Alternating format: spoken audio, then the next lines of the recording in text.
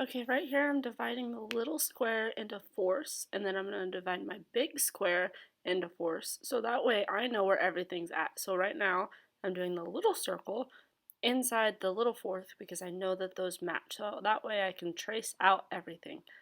You can see that I drew really light because you can't even see it in the video, and I just wanted to get everything kind of sketched out. So the yellow circle I sketched out, the blue circle I sketched out, everything is sketched out.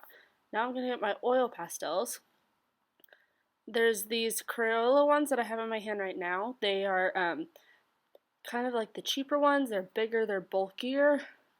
Okay, they're the ones we want to use a lot. Now the ones I'm taking out right now are the little bit more expensive ones. They're really skinny, there's not as much stuff, so we need to be careful when using those.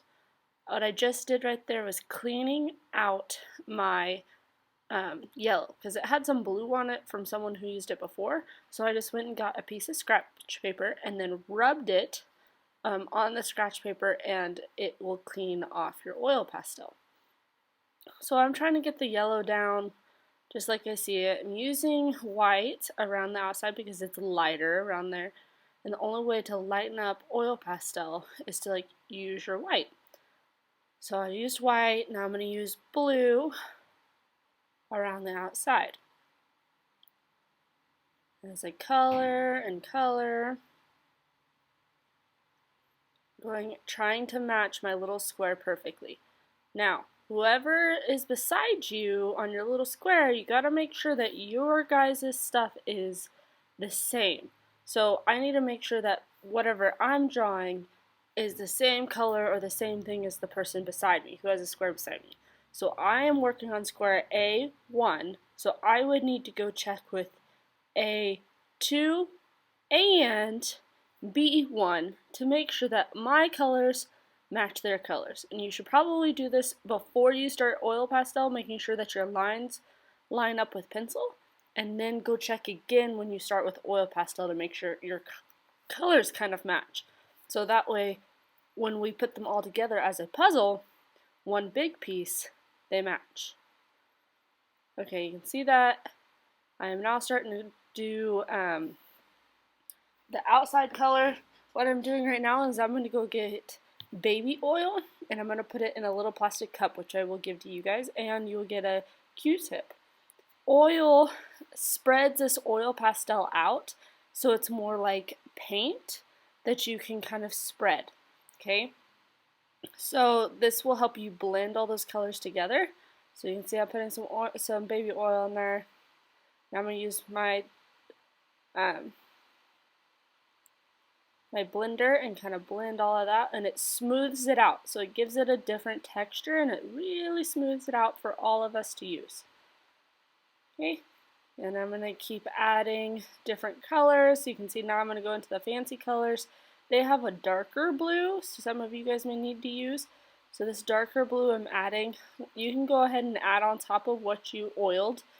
It may feel a little different, feel a little smoother when you put it on, but it won't hurt the oils. Won't hurt the oil pastels.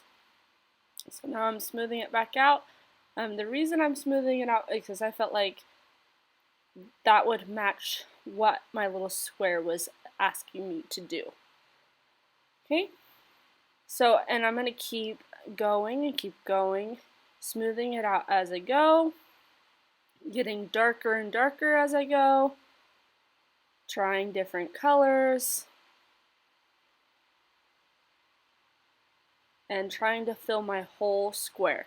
When you're done with your whole square, you're going to go and check it with the people beside you. So mine's A1, so I would go check with A2 and B1 to make sure that they match. When I know that they match, then I'm going to call a teacher over, and we are going to tape your little square on the back, and you're going to write that it is, like mine, I'm going to write A1.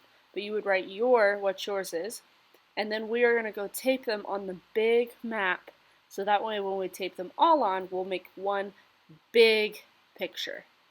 Okay, so this is graphing out pictures from one size to a bigger size. So we went from Your card is a 6" by 6" square, and we will go to a think I put it, well, on your paper it's 1" by 1", and we're going to 6" by 6". So you are actually making everything bigger by 6 times. So we will see how big we can actually make it and make one big picture that all blends together. Okay, if you guys have any questions, I'll be happy to answer them. And I hope that you enjoyed this video.